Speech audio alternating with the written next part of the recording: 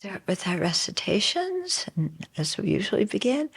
And then the first thing I want to do is talk about the empowerment from His Holiness, because people have asked me a lot of questions. And so I wrote to Tenzin Sepak, who's his translator, who's also a friend of mine, and asked, and then so I want to share with you what I learned. Okay. Okay, so let's start with visualizing the merit field.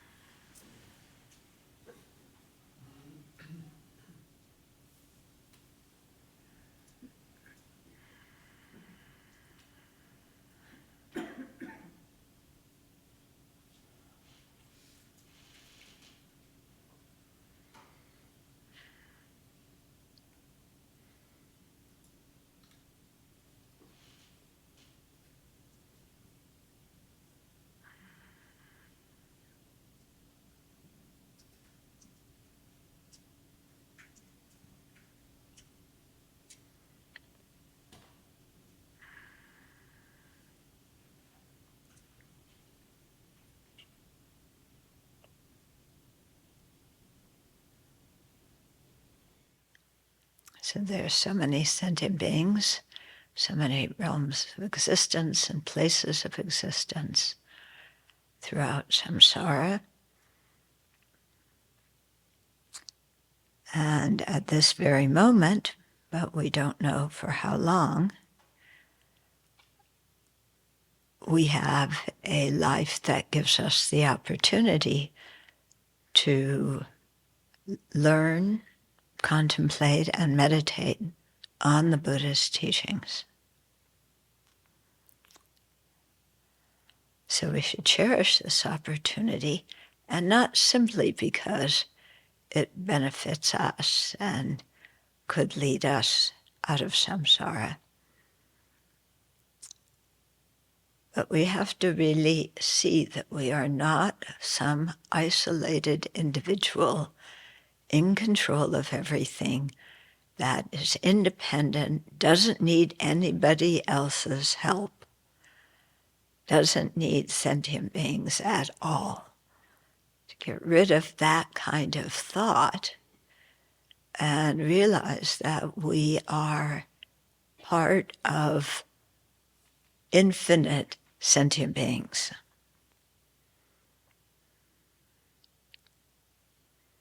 And so being part of this huge family of all sentient beings who want happiness and not suffering,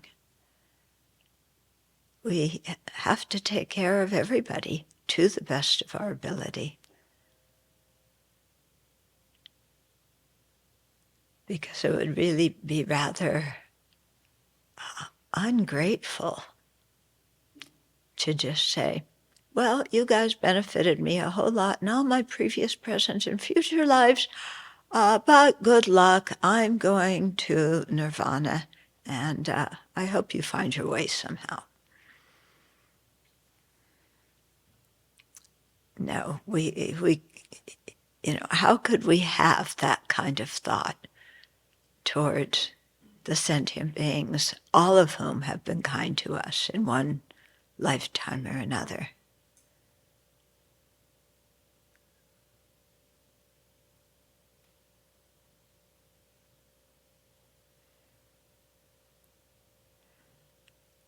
So that thought may come up that we don't need anybody and we're just going to do our own thing.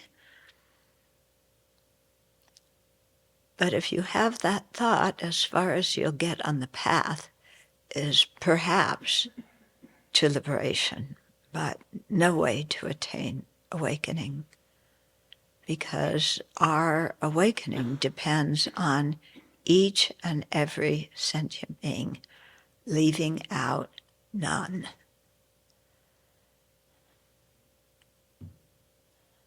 So we depend on sentient beings to attain the highest spiritual levels.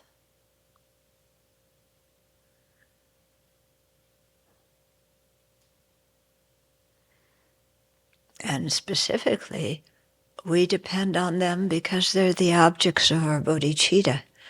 And without generating bodhicitta, there's no way to attain full awakening.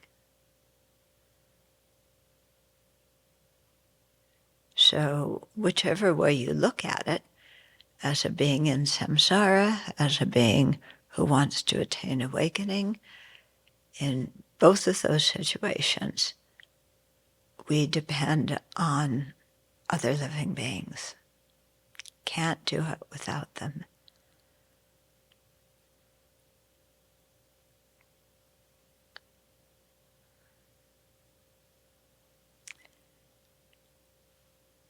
And so let's have an understanding of that, and with compassion, really work for the awakening of all beings by first attaining awakening ourselves.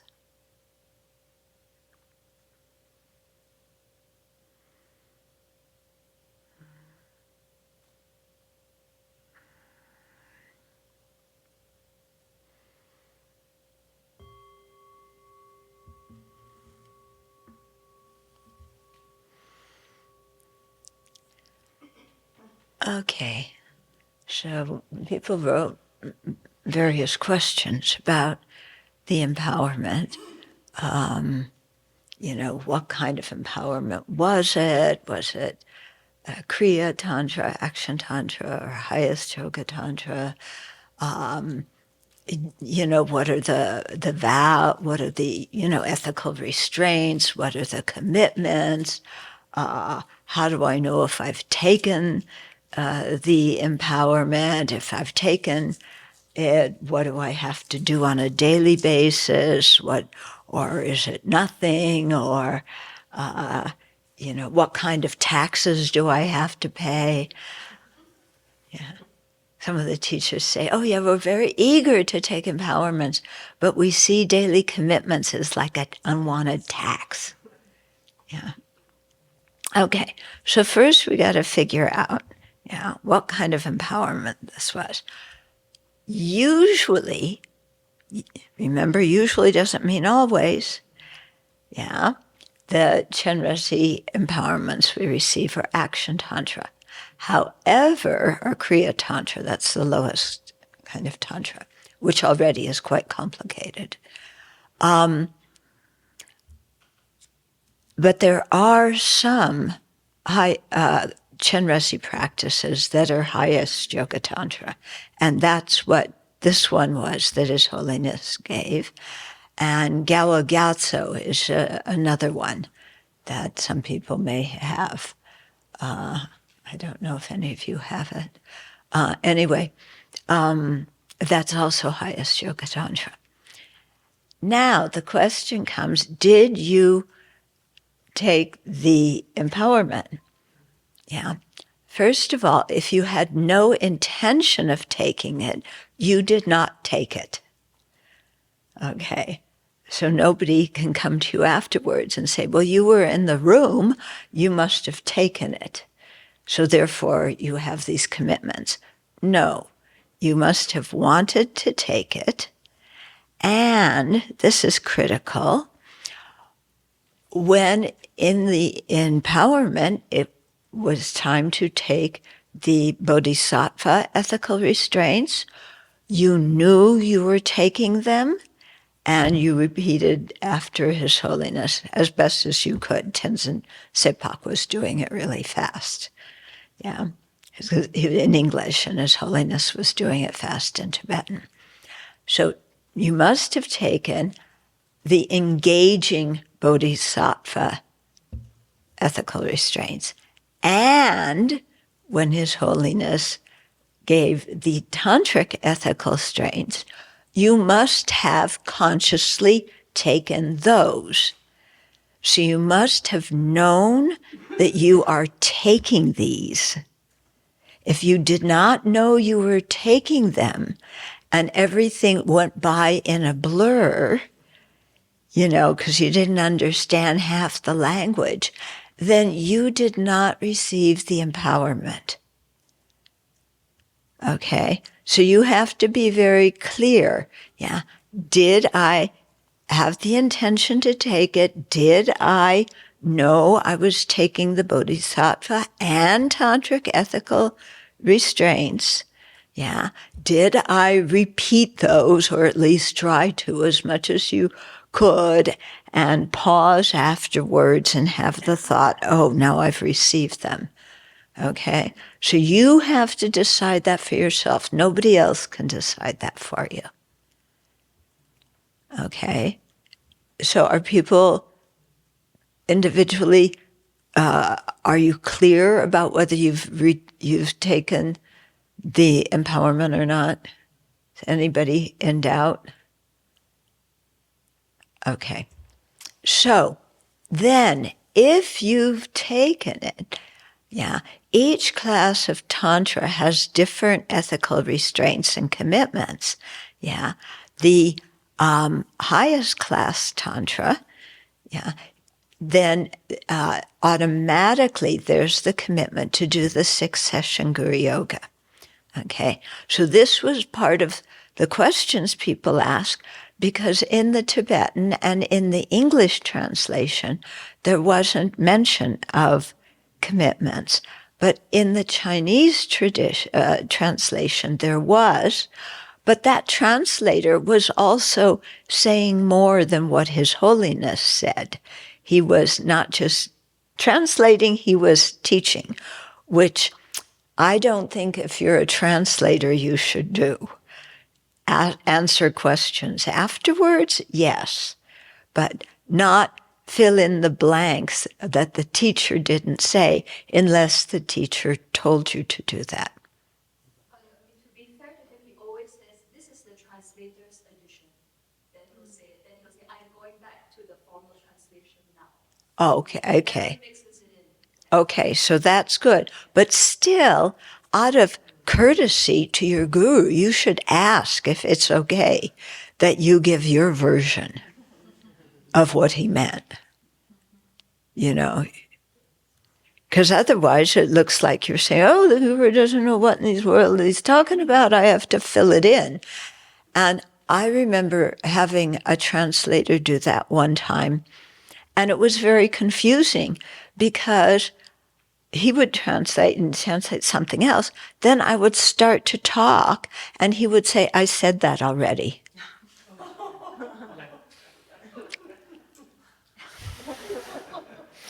You know, it's like, no, you were supposed to translate what I said, not what I was going to say. Okay. Because then what do I say? Do I repeat it? Yeah. Do I not repeat it? Am I the one giving the talk, or is the translator the one giving the talk? Okay. So then, yeah, in this case, did His Holiness give a commitment of the 6th session to start with? Yeah, because he didn't mention it, and people were confused about that. And it, now sometimes when His Holiness does things, at the temple, he'll say what the commitments are and have somebody post it on the board outside so that people know. Because you saw all sorts of people came to that. And some of them are brand new. Oh, the Dalai Lama's teaching, let's just go sit and see what's going on. Those people did not take the empowerment. Okay? Yeah. And generally, His Holiness says that you're not allowed to just be a spectator. You come with the intention of taking it, but very clearly, when he's giving to masses of people, or when any guru is giving to a huge crowd, they don't know if the people are qualified. The people don't know what in the world they're doing, what they're reciting, what's going on. Okay? And so I think many times in that situation, people don't take it. Okay? But you can't, he said, only with Kala Chakra can you go in and think, I'm an observer, I'm not taking this. All other ones, if you go in, you should think, I'm taking it. But again, clearly, with His Holiness giving it to so many people, I don't think He expects everybody to go in and think, I'm taking it. Yeah. However, if you, take the Bodhisattva ethical restraints and the Tantric ethical restraints, and you repeat everything, and then afterwards you find out there's commitments to do things every day, you can't backpedal and say, oh, well, if there's a commitment, I don't want to do a commitment, I didn't take it. Because you were there and you did everything that you needed to do to take it. Okay? If you don't know whether you took it or not, probably you didn't. Okay? Some people come to me and say, I sat there. It was the very first thing my friends told that I ever attended. My friends told me to go. It was a great blessing. And then I found out I'm supposed to do things afterwards, but did I take it? No, you didn't, unless you had that intention. Okay, and you did the recitation for the precepts. Okay, but what Tenzin Sepak did, okay, because I wrote him, because it was very confusing. At the beginning, His Holiness said the specific audience I'm giving this to is the Taiwanese. So I thought, kind of, is he giving it to everybody or what's going on? Anyway, so I asked. Okay, so he said, first thing he said was regarding the sadhana, okay, because there's a sadhana to go with this, that it was available for download on our official English website. Yeah. And he also sent the sadhana to me. So anybody who wants it, I can forward it to you. And then he said, please share those with others. He got the first one from, well, that's not so important. Okay. As for the commitments, I checked with the Chinese translator, Jamyang Rinchen, and he has a justification regarding the 6-session Guru Yoga he gave to his audience. Okay, so he is saying this is what the Chinese translation said to his audience, but Tenzin Sepak is saying there's a justification for what he said. Yeah. He's not saying, His Holiness said it and I forgot to translate it or something like that. Okay, so Tenzin Sepak continued, I am forwarding you a video clip of His Holiness from a Gyatso empowerment that Jamyang Rinchen has sent me. It has the subtitles in English. He told me he shares it with the Chinese who have questions regarding highest Yoga Tantra commitments from His Holiness the Dalai Lama's empowerments.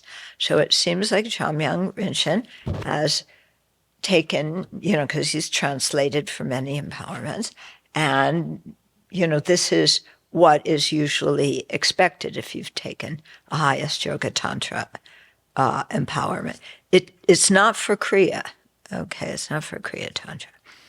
Okay, so he said perhaps Venerable Damcha could help translate it, which she very kindly did.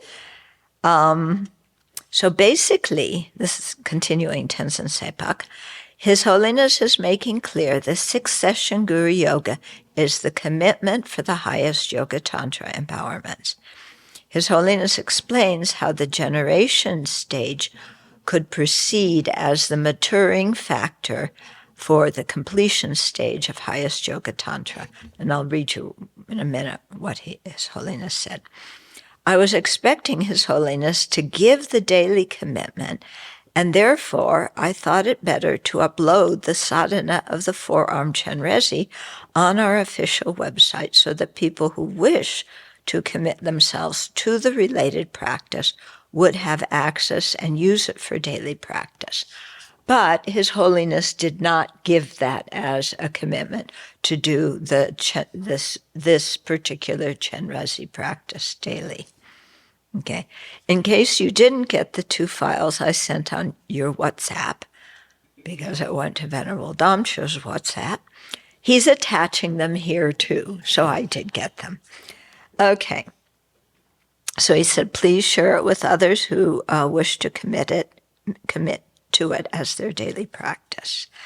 Okay, now here's from the video clip that His Holiness, he gave some explanation. This was after he gave the empowerment of Chenrezig Gyatso, which is highest yoga tantra empowerment. So, and he was saying, I don't know, I mean, the thing had Chinese, captions, but I don't know if His Holiness gave this to a Chinese audience or not, because there wasn't a Chinese translation, at least not on the recording that I got. Okay, so His Holiness said, in English translation, from today you have received the highest Yoga Tantra empowerment. Therefore, you can read teachings on the generation stage and completion stage of a highest Yoga Tantra. So in highest Yoga Tantra, there's 2 stages. The generation stage, that's when you dissolve into emptiness and then reappear as the deity and, do various things in the sadhana. And the completion stage, which is done on the basis of the generation stage, where you are meditating on the channels, winds, and drops, okay, in the subtle body for the purpose of bringing everything into the indestructible jhana at the heart. Those, the completion stage practices, are not for beginners. Repeat, they are not for beginners. Yeah. When you hear people say that if you're unprepared, you could go crazy from doing Tantra, I think it is referring to people who, without the proper background, because to do it, you have to have the empowerment of that deity. You have to take the ethical commitments, the ethical restraints, and whatever other commitments they are, and keep them. You can't just say, well, yeah, I took them, but I'm throwing them away. And you have to do the generation stage practice before you really can do completion stage. There's a few completion stage, like the 9-round breathing, that many people can do. That's okay. But the other things with the visualizations and so on, you don't want to mess with your subtle nervous system if you have no idea what you're doing. If you've done the generation stage and you have an idea, an intellectual idea at least, of how the channels, winds, and drops function, and what the generation stage purpose is, what the completion stage purpose is, what the sub-stages on the completion stage are. If you have an idea of how highest Yoga Tantra works, then, and you've taken the empowerments and kept the commitments, then yes, you're qualified to do that. Okay? It's like, when you're a little kid, you can sit on the ground in a toy airplane and fly your toy airplane sitting on the ground, okay? Yeah. Are you qualified to get In a real airplane? Yeah. Are you going to ride in a plane driven by a toddler? Yeah. Who's only driven their plane, a plastic plane, on the ground? Okay. So this whole thing of creating the causes, making yourself into a suitable vessel to receive certain teachings is extremely important. Otherwise, we do things totally out of order. Yeah. It would be like you first enroll in a algebra class and then a calculus class, and then you enroll in how to learn arithmetic. Yeah, that's not going to work. Okay. So His Holiness continues, okay? Those who have not received highest Yoga Tantra empowerment are not allowed to hear, contemplate, and meditate on the completion stage yoga. Okay? Highest Yoga Tantra generation stage, that's the first stage of highest Yoga Tantra, is the preliminary to the completion stage. Okay, it's like washing your vegetables is the preliminary to cutting them up, which is the preliminary to cooking them. Okay, you can put your dirty vegetables in a frying pan. Don't give them to me afterwards. Thank you very much. Okay. So completion stage involves actually taking death as the path to the Dharmakaya at the time of death. There is a similitude of this practice on the generation stage.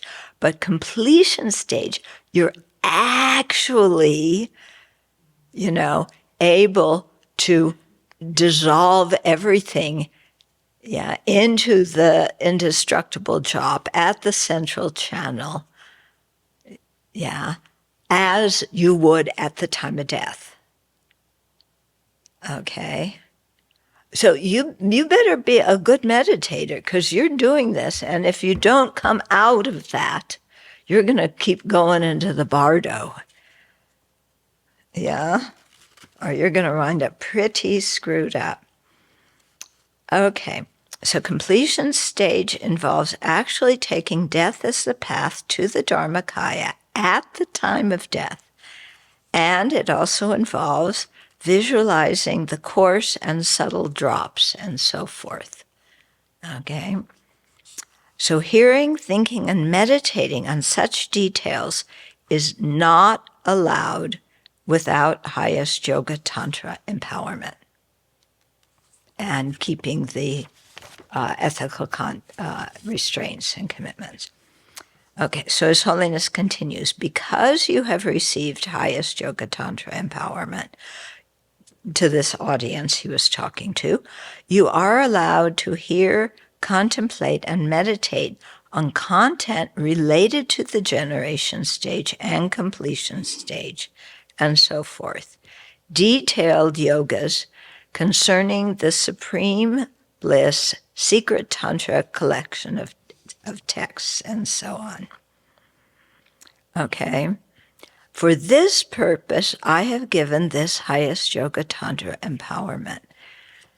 Okay. So he seemed to have given it because this was a group of people, who he trusted to learn and contemplate, and, hear not only about the generation stage, but also the completion stage. Okay. And then he said again, after all, when explaining the benefits of Tantra, we have to include the explanation of the benefits of highest Yoga Tantra. That makes sense. Those who do not have empowerment are not allowed to listen to explanations on this. regarding whether you are able to practice the yoga of Chenrezig Gyawa Gyatso, or the Chenrezig we took is called Chenrezig of the something like the King tradition. Yeah. Okay. So regarding whether you were able to practice the yoga of Chenrezig Gyawa Gyatso, or the one we took, if you have received the highest yoga tantra empowerment on this practice, it will be easier for you to receive generation and completion stage teachings. So this completes the initiation. So what else is there to tell you, says His Holiness? The important thing is that after receiving highest yoga tantra empowerment, you must do the 6-session Guru Yoga daily. Why? Because the commentaries to Tantra say that every day you must recite, and here it says the 19, here it says that the 19 vows of the Buddhas of the five families. I think that means the 19, I think what he means is you must recite the tantric precepts and recall the 19 commitments of the 5 Buddha families. Okay, and the 6-session Guru Yoga practice has all of that in it. So if you do that, then you fulfilled the commitments of the 19 Buddha families and the tantric ethical restraints. Okay. So if you've had the empowerment, it will be easier for you to receive generation and completion stage teachings. Yeah, so that's the end of the empowerment. Okay, so now what else is there to tell you? Yeah, so the commentaries, yeah, you have to review the tantric vows daily, yeah, and at least recall the 5 Buddha family commitments. In terms of reviewing the tantric, well, I'll get to that in a minute. Okay. So this is exactly why you must recite the 6-session Guru Yoga every day without interruption, so that you could fulfill that. After receiving this empowerment, it is not compulsory for you to learn how to do the Gyawa Gyatso practice, but you must recite the 6-syllable mantra. So the other important point is, as it says in generating the motivation for all yogas, you should generate bodhicitta and the right view of emptiness every day. Yeah, this is what he's always telling us. This is extremely important, and you must remember it well. You must meditate on bodhicitta and the right view of emptiness every day without interruption. And if you also recite the 6-syllable mantra, that is wonderful. Yeah? Okay, so the 6-session Guru Yoga. They say that there are 3 versions, but one of the versions do not do. Okay, they put it in there just to say it exists, I think, or don't do it. So there's a long version of it.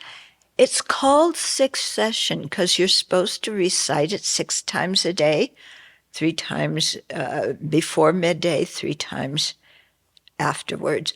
And that's because usually the 24-hour period is divided into 6 sessions, so 1 time each session. But since most people don't do that or will forget to do that, there's a way in which you can do 3 altogether, in the morning, and 3 altogether in the evening. When you do the long version of the 6th session, the first time you go through it, the first of your 3 times, you do all of the verses. The second and third time, there's certain things that you can omit. And so that makes it shorter. Yeah. So it's written in the text and you just have to follow it. Yeah. The short, then there's what's called the shorter or short or medium succession guru yoga. So it is considerably shorter. It has all the important points in it, but you must, when it says, mentions the tantric vows, you must think, your tantric vows, and occasionally review the long list of them. Okay, so the sixth session it's about a page. That's the medium version. Yeah. And then there's said to be a one paragraph, one stanza version of it, but don't practice that. Okay, so and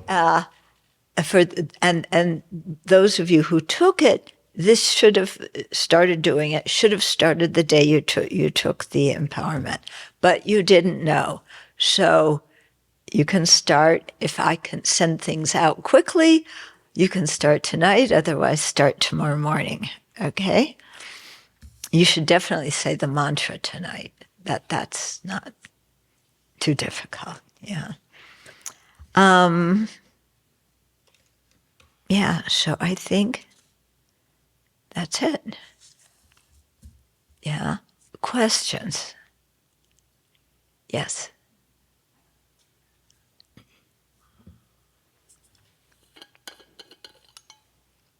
In the past, it's often been very clear on His Holiness's website if something is going to be highest yoga tantra. This is the first time that I was really caught off guard by it. Yeah. Do you have any advice in the future of how to kind of know what he might be offering? Well, some, if it's Yamantaka, if it's, Vajrayogini, if it's Guya Samaja, if it's Hayagriva, Hevajra, it's going to be highest yoga tantra. Yeah. With Tara, there is, the usual one they give is the Kriya, but there's also Chidamani Tara, which is highest yoga tantra. Same with Chenrezi. Usually is Kriya, but there's other Chenrezis that are highest yoga tantra. Okay, so how to do that? How to know beforehand? Find somebody else who might know what His Holiness is going to give. And now, doing that may not be so easy. Yeah. If he posts it, it's easy. But, doing it online like this, how could he, Yeah. Okay, other questions? It seemed like he did an empowerment and then he did a Jainong. At least that's what it sounded like to me. No. He gave a highest yoga tantra empowerment. Yeah. From the Vasa initiation, you only had two of the usual ones, the water and the crown. And then he gave the secret empowerment, the wisdom empowerment and the word empowerment. Okay. At some point they were saying the word Jainong a few times and I just wondered what. I didn't hear the word Jainong. Who said Jainong? I heard Jainong. Yeah, I heard it too. What? I heard Jainong. I can't remember whether it was from Sepak or His Holiness, but I heard Jainong. It was from Sepak. What? I didn't hear the word Jainong. Yeah. But he could have been saying this is not a Jainong, this is highest yoga. He referred to it as like I think body Jainong, speech Jainong, and Jainong for the benefit of others. That's how I at least have it in my notes. So this was the very Body permission, speech, and permission or something like that. I don't know. Send those 3 to me. I can write to Tenzin Sepak. But he wouldn't. Yeah. What did you thought he did what? Well, I didn't know if even, it seems like with the Kriya Tantra, forearm Chenrezig, that's given as a Jainong. And I didn't know if that was true also for highest yoga tantra, that he was giving something first, because there was something in the description about giving the appropriate, I don't know what the wording was, but like the appropriate conditions for receiving this empowerment. Anyway, it's not that important. Yeah, but if you know what he had people do during the secret and such, that's definitely highest yoga tantra. Yeah. Yeah. And then also coming up this next week, he's going to be giving a Padma Sambhava empowerment. And I'm assuming that's Kriya Tantra, but might be. I have no idea, because that's coming from the Nyingma tradition. And Nyingma divides things into 9. And yeah, we can ask about that. Remind me, okay? Venerable, yoga, Guru Yoga is actually very new to me. Is there anyone that Guru Yoga is actually very new to me? And is there any way that I can get a teacher to guide us so that you can properly do it? Yeah. Okay. That's the thing. When you first take highest yoga tantra, it's like, yeah, I don't understand the words. I don't understand what I'm supposed to do. This is kind of too much. Can I have my baby bottle? No. So I was thinking about that, and the thing, I'm leaving in 3 weeks. Okay. So what? And I have a bunch of other teachings Zoom teachings that I'm doing between now and then. What I could do is do a very quick overview of the succession Guru Yoga. So at least you have some idea of what's going on, and to review which verses go in what order on the second and third time. Yeah, so I think we could squeeze that in somewhere. Yeah, because, yes? Well, you gave extensive teachings on the 6th session Guru Yoga years ago. Yes. Which we have, too. Yeah. So we could... Yeah. I didn't give extensive.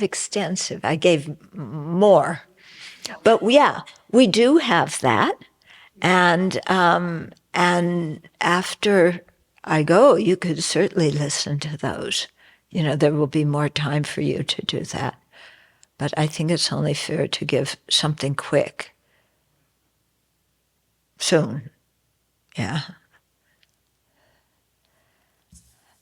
So I'll see when there's opening. Yeah? Yeah, it says, His Holiness has given online 3 Avalokiteshvara initiations. Does that mean do all 3 sadhanas for those who took it? You don't, in all of these, he didn't give the commitment to do the sadhana. Okay? For the for the regular Kriya forearmed, for the all of them, all of the different Chenrezis have their own sadhana, put it that way. Yeah, there's a lot of overlap in them. You always take refuge in Chenrei Bodhicitta, you always dissolve in emptiness and so forth. Yeah, but the sadhanas are all different. Yeah? Do you recommend doing mantras every day? Yes, especially if you have a commitment. And if you don't have a commitment, I think it's good to do, especially if you have the habit of ruminating and going over a situation that happened to you. Again, he said this and she said that, and then they did this, and I don't understand. And next time I talk to them, I'm going to say that. No, I'm going to say this. Then I'm going to do that. And you know the story. And your mind is buzzing, going round and around. Or that's the anger version. Or it's, does he love me? Does he love me not? Is he going to call me? Is he not going to call me? Are we going to get married? Oh, I don't know. Do I have to enroll with a department store if I get married? And you're, okay. Or will I get this job? Won't I get this job? Do I even want a job?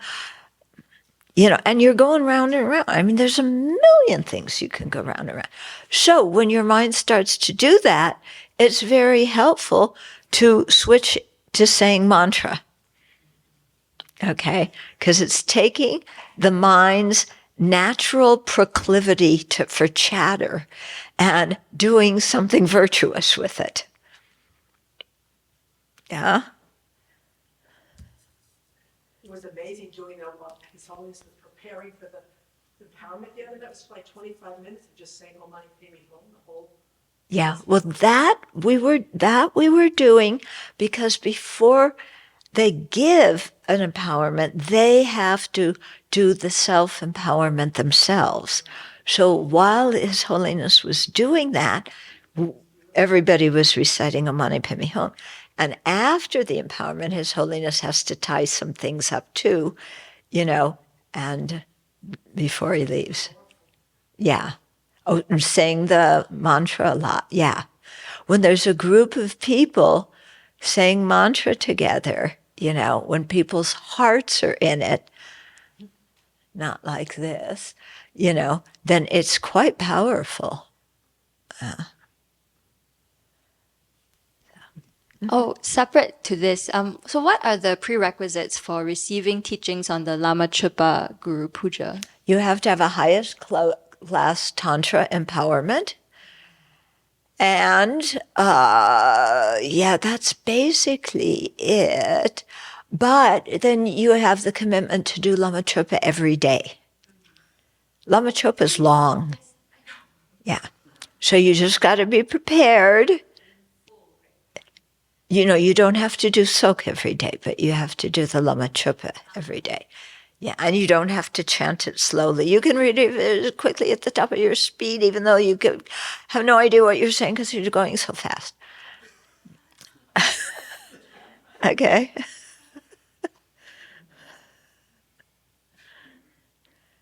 Okay. Anything else? Yeah. Just in case you're feeling nervous, the first highest class Tantra empowerments I took, I had no idea about different classes of Tantra or anything. Just Lama said, "Come to this." And, was given by Circum Rinpoche. So I went. And then afterwards, I was told, "Oh, you have to do the short sadhana. You have to do 6 sessions every day and the short sadhana. And sometime you have to do what's called the approximation retreat, where you have to recite a certain number of mantra." Okay? Well, for one of them, he gave 2 in a row. The first one, I think there was an English translation of the short sadhana. The second one, there wasn't an English translation that they could hand out. But we have to do the sadhana every day. It's a commitment. So I had barely learned just how to sound words out in Tibetan. I took out my Lama Chopa and I sounded everything out, and I could tell where I came to the mantra, and I said that the requisite number of times. I later found out that I said it at the wrong part of the sadhana, but I didn't understand what the sadhana was about. I was just practicing sounding words out in Tibetan. Okay. In terms of getting teachings on these practices, it was years, actually, before I was able to have teachings. Yeah, so I didn't do the retreat until I had teachings on them. Yeah, because otherwise, you really don't. And also on the retreat, you have to do the long sadhana. Yeah, no, it wasn't a Jainong, because he said the vase empowerment. Yes, I was wondering if there was a full empowerment and then there was a Jainong after it. If there was a what? A full empowerment. No, no, because the full empowerment has all four empowerments. It has the vase, the wisdom, the secret, and the four. So we had all of those. So, but there was no Jenang following that. Yeah, he did that. Then he, said a few things, and then it was over. Because what Jenang would he have given? Yeah. Okay. Any other questions? Yeah. You're all still sitting up straight. Okay. Then, shall we do a little bit from the text? What I've discovered is, there's really something about the C word that terrifies people. And when I say that, they think cancer. Cancer, you hear cancer, that terrifies you. Okay. I think a lot of times it's commitment. I want commitment. I want to be able to do what I want when I want to do it. Our usual story, isn't it? I don't want anybody telling me what to do, that I have to do something every single day, even if it's good for me and it'll lead me to enlightenment. I don't want to be told. I'm a free spirit. I'll do what I want to do. Just, get off my back. There's more commitments, ethical restraints. I can't do this and I can't do that. I thought you were supposed to be free.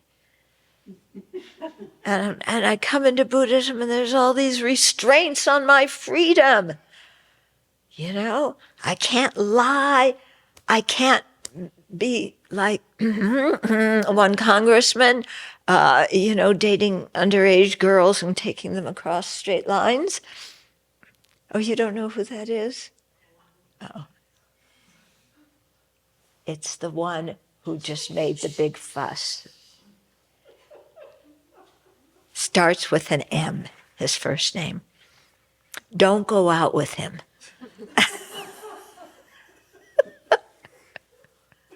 It was really funny. What's her name? Cassidy Hutchinson, she's been doing interviews because of her book. She was the one who gave that testimony during the congressional investigation that was so shocking because she told the truth.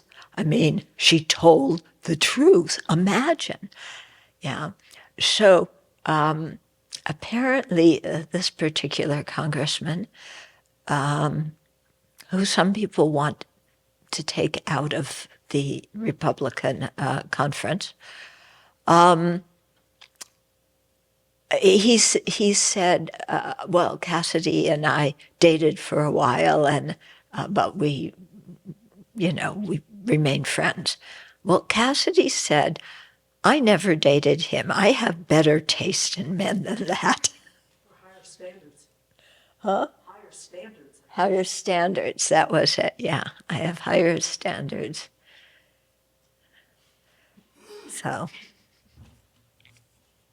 and she was only 22 when all of this stuff was going on.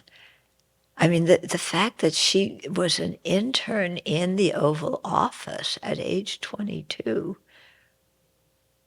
well, Trump, we all know, likes the pretty young ones, but anyway, I think he left her alone. She didn't give any indication, but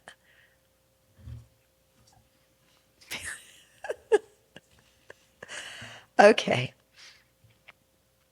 Okay, so we started last time talking about the 9 similes for Buddha nature coming from Maitreya's text, The Sublime Continuum.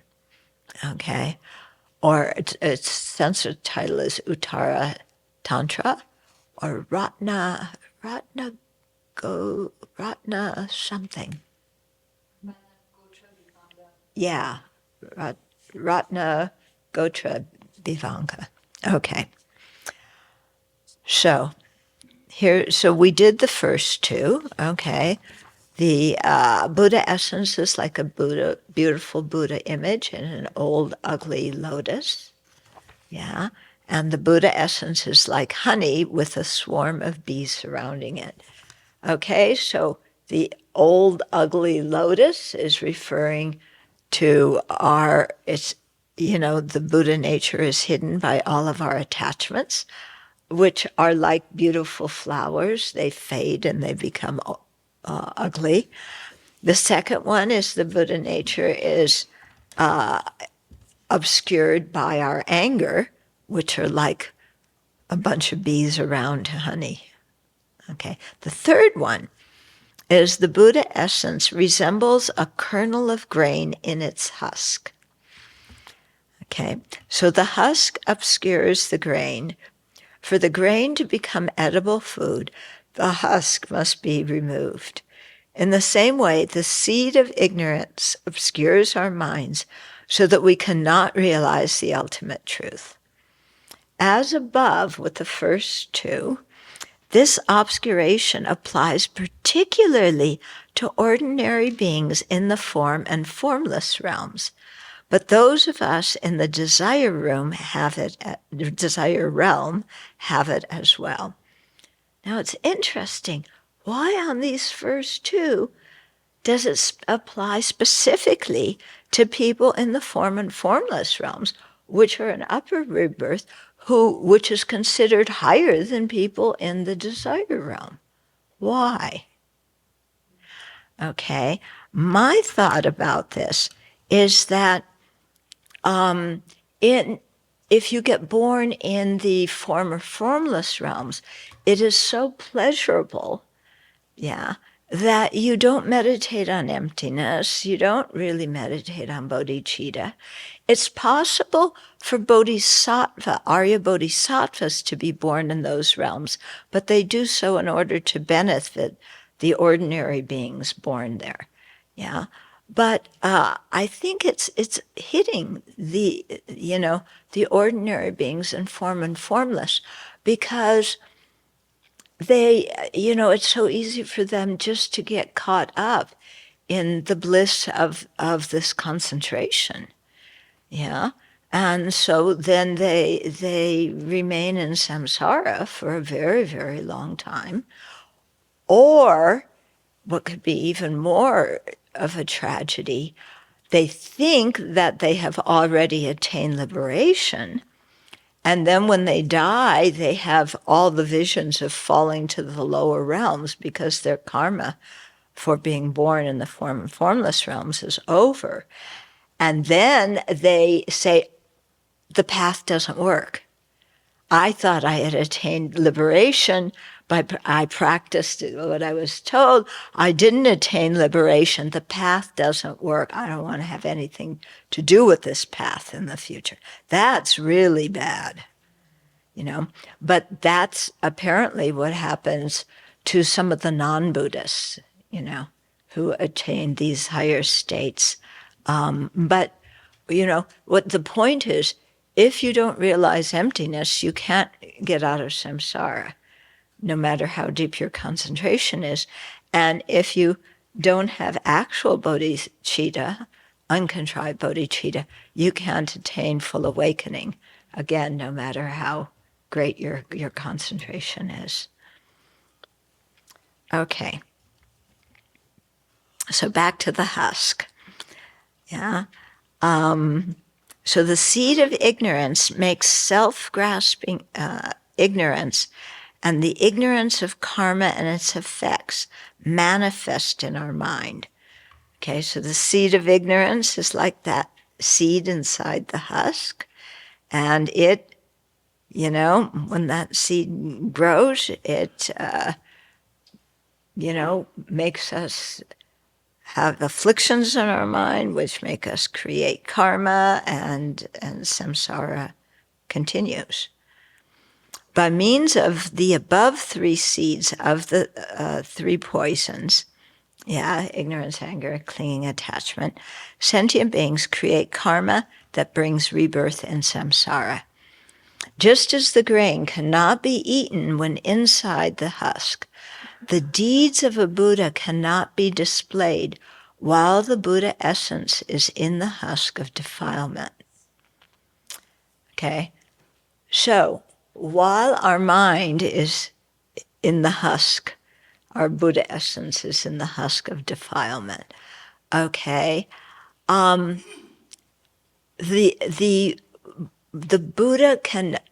deeds of a Buddha cannot be displayed. In other words, the enlightening activities of the Buddha, we don't pick up on them because our mind is too obscured.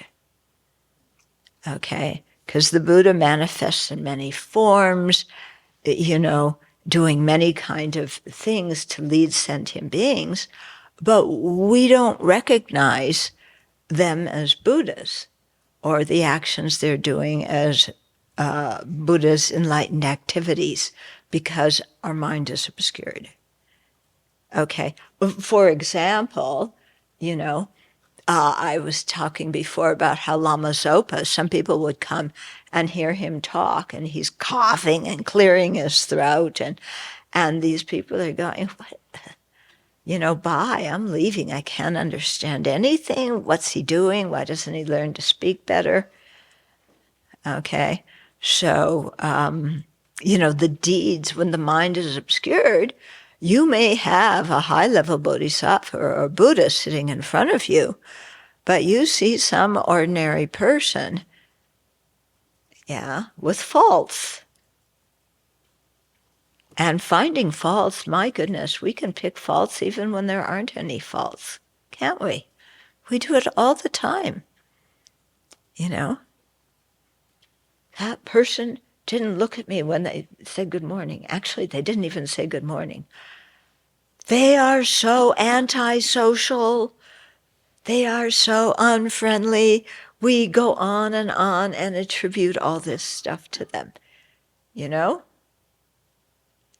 Actually, what we should be doing, is if that were the Buddha's enlightening activity, it could have been a Buddha saying, why are you so ego-sensitive? Or look at how ego-sensitive you are. Yeah. Okay, so a wise person knows how to remove the husk and prepare the grain so that it becomes nourishing food. In the same way, the Buddha guides sentient beings to remove their defilements, and the Buddhas will then provide spiritual sustenance for others. Okay, so the Buddhas will teach us closed-minded, obscured people, and then we will start being able to recognize some of the Buddha's activities, and we will progress on the path to Buddhahood, and then we will have the Buddha's awakened activities that we can use to benefit other sentient beings. Okay, so that's the third one. Fourth one, the Buddha essence resembles gold buried in filth. Okay, so filth. What kind of filth do you want to have in the example? Yeah, turkey poo. Yeah, that's kind of small. You can walk around it. Human poo, bear poo. Yeah, there's lots of kind. Cougar poo, they usually bury it. Yeah. Human. Oh, okay. Huh? It's the grossest. It's the grossest. Okay. Yeah, and we're all very familiar with it. In fact, we manufacture it, don't we? Okay, if someone, so the Buddha essence resembles gold buried in filth. If someone accidentally drops some gold in a pile of filthy refuse at the side of the road, okay, in other words, if you're walking down the main street in Kathmandu, okay, If you've ever been there, I mean, that's where people go to poo, right on the main street. Yeah. Yeah, and well, now I'll stop. I could tell you all about pooing during His Holiness's teachings, where you have to go, who goes where, and I'll spare you. But you better know it when you go to the teachings in case you need to go. Okay, so we don't know. So somebody accidentally dropped some gold in a pile of filthy refuse at the side of the road. We don't know it is there, let alone think to take it out, clean it, and use it. Similarly, while our gold-like Buddha essence is not mixed with defilements, okay, so the basic nature of the mind is pure, the filth of the manifest coarse three poisons prevents us from seeing it. Manifest coarse three poisons, especially when we are actively full of greed and attachment, actively mad, actively jealous, actively arrogant, actively lazy, actively with pretension or deceit, all of those of you who've studied low rig, you know that there's 20 auxiliary and 6 root. Yeah, so the manifest course afflictions are the chief obscuration hindering beings in the desire realm, because they're what makes afflictions arise and karma created, which brings rebirth. They provide, manifest course afflictions are the chief obscuration hindering beings in the desire realm. They provide the condition through which we are reborn, especially in the desire realm, led here and there by powerful emotions that arise suddenly and dominate our mind, and by strong wrong views that we stubbornly cling to. We do not even consider the Buddha essence and that it has always been there. Yeah, anybody here familiar with strong, what is it?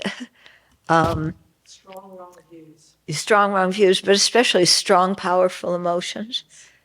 You know, one of the words that you learn, not so much as an anagarika, when you become shramaneri and shikshamana, there's a special word you learn.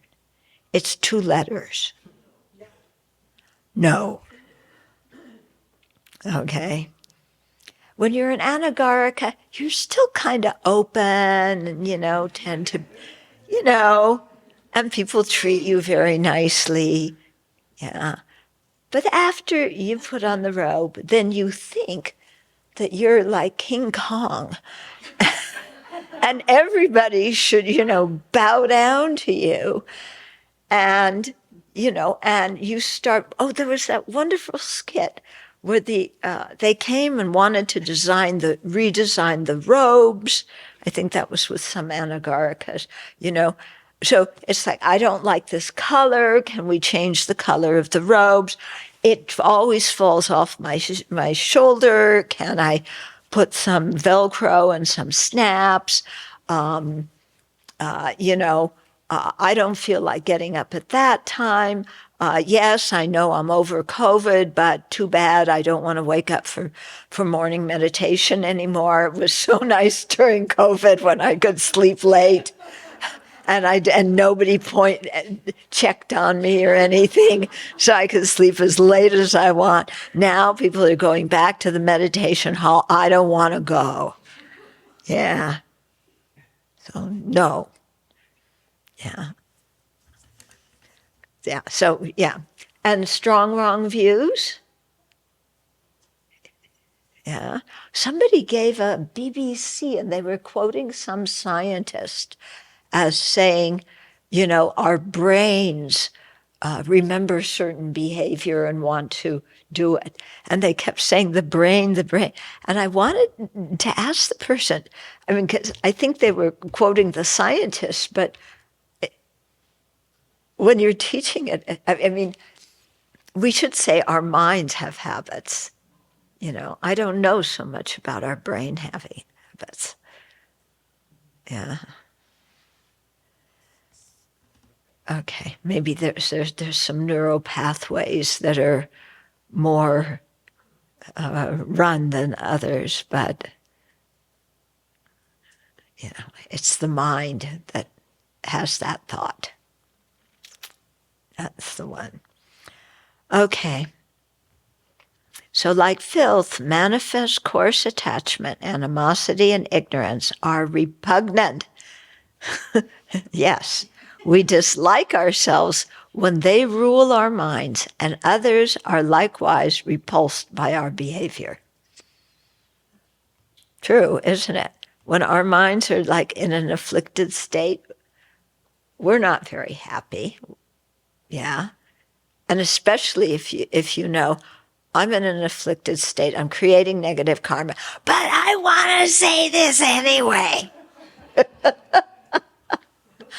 Yeah, it's like, you know you're shooting yourself in the foot, and you just go ahead and pull the trigger. Yeah, and then similarly, the other people who are around are like, okay, yeah, you know, just okay. You know, even if they say, yeah, go do your thing, yeah, just get off, you know, stop complaining. Or they say, you enrolled for this, didn't you? Nobody asked you to ordain. You knew this was coming and you thought it was something good. So why are you getting so upset when somebody's pointing it out to you with a heart of kindness? They're not kind, they're picking on me. I'm not going to do it.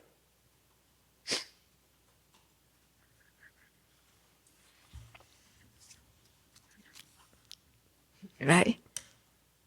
And it's not just the Shramaneras and Shikshamanas who behave like that.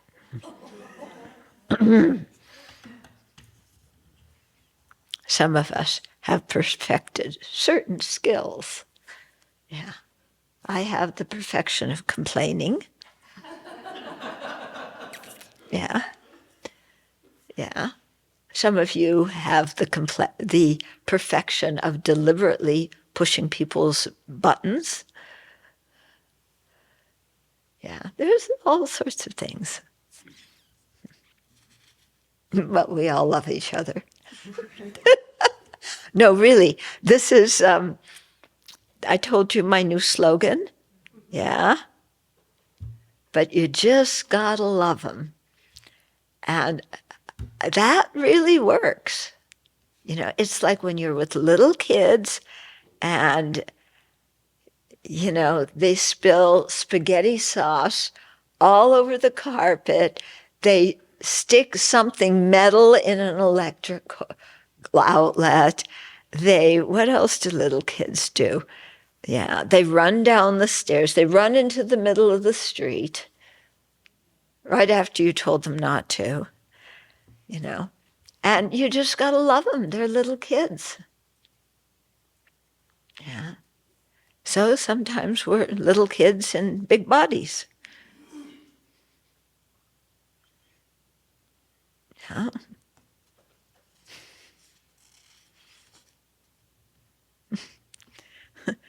There's now something called the caucus of clowns. Yeah. Yeah. Okay.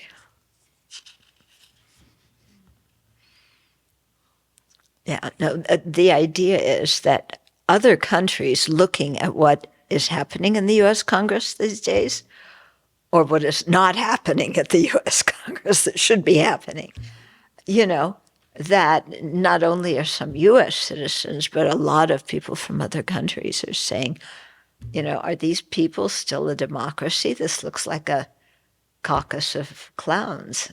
Oh, what you miss by not listening to the news. It's a practice of compassion. Okay, the gold is pure. It can never become impure, but we cannot see it or use it as long as it is sunk in the filth. Okay, so that beautiful gold in the pile of someone's poop on the main street of Kathmandu, or Bodhanath, actually. Similarly, the emptiness of the mind can never be infiltrated by the afflictions, but it cannot shine forth when obscured by the troublesome manifest afflictions. A deva who possesses the clairvoyant power of the divine eye sees the gold, tells a person where to find it, and instructs him to make the gold into something worthy of being gold. Similarly, the Buddha sees the empty nature of our minds, teaches us how to purify it, and instructs us how to transform our minds into the minds of Buddhas. These first 4 similes pertain specifically to ordinary beings who have not yet realized emptiness. Okay, so we went a longer time tonight. Any questions or comments? Venerable, I have a question on the Buddha nature and also the 4 characteristics of inherent existence: permanent, solid, independent. So if Buddha nature is permanent, is it inherent existence? Is it what? Is it inherent existence? No, it does not I got inherently confused by exist. these words. Nothing inherently exists. Yeah. So something being permanent is not the definition of inherent existence. Because there's many things that are permanent that are not inherently existent. Okay? The definition of inherent existence is something to the effect of, not relying, self-instituting, not relying on anything else, but able to, exist on its own. Okay.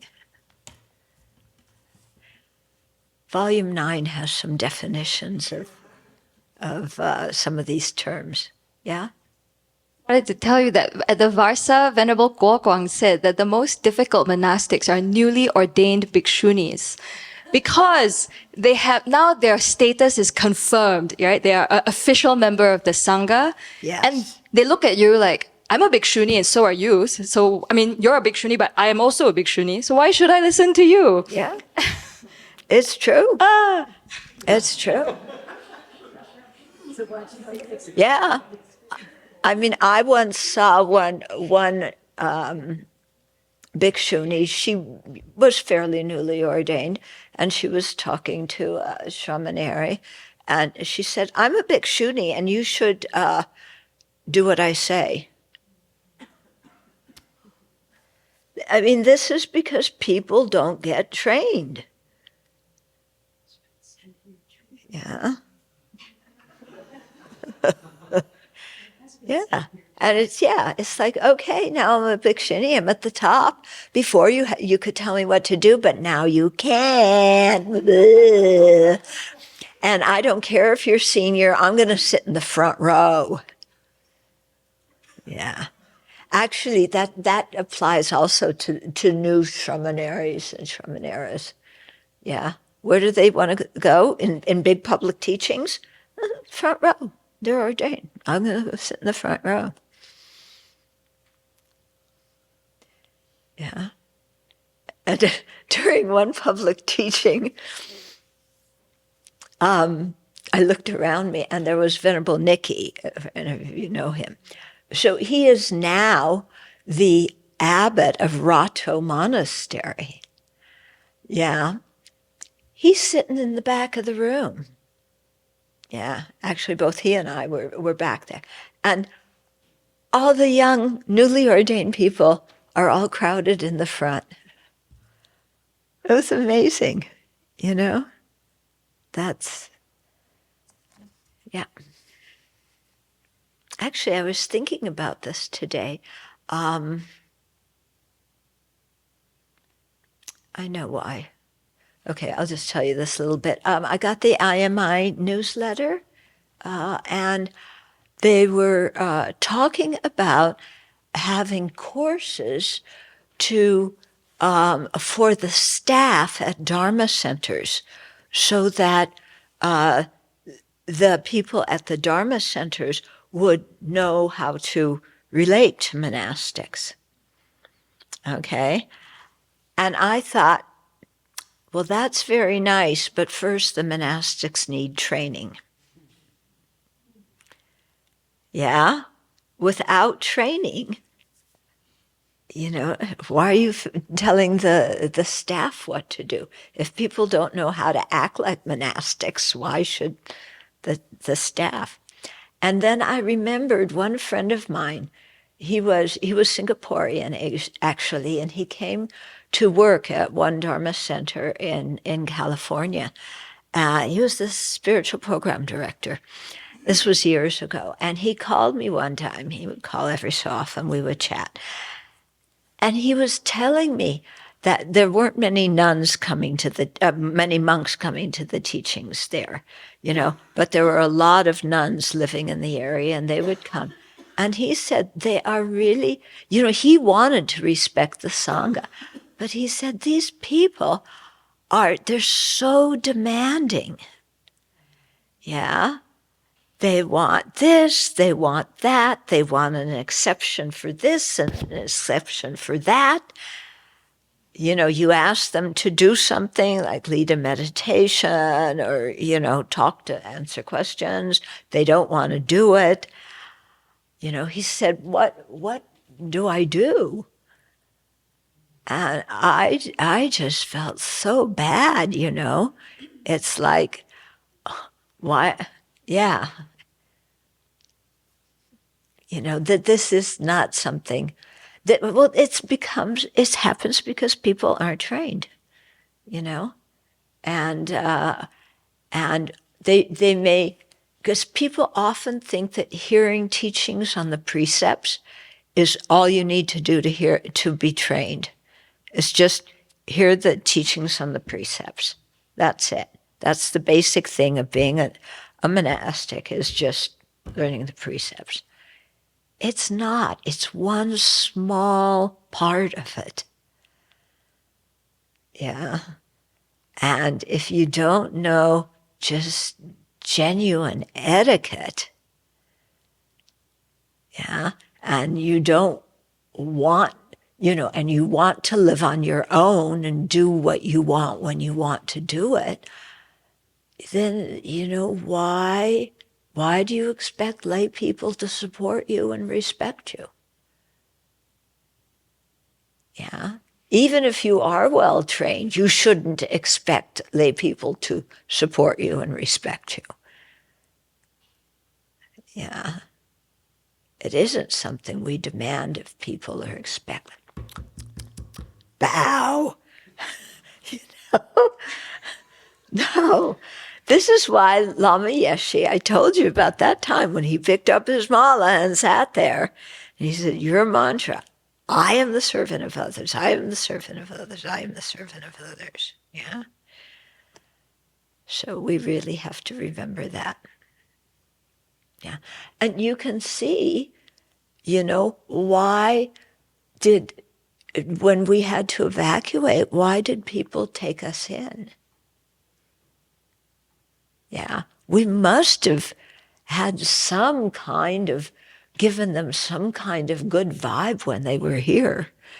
Otherwise, they wouldn't want a bunch of rowdy clowns going into their house, you know?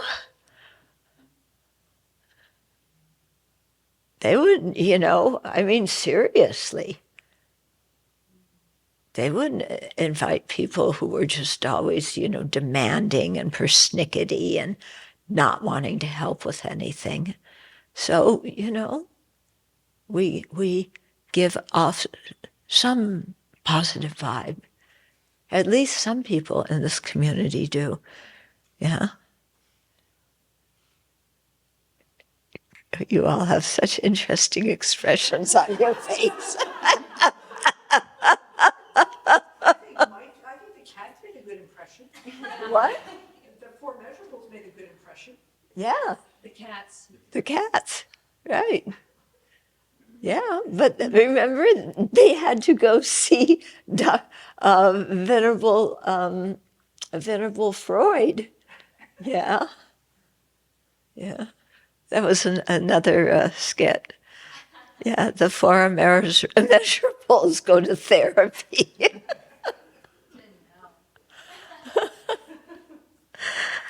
Yeah, okay, so let's dedicate.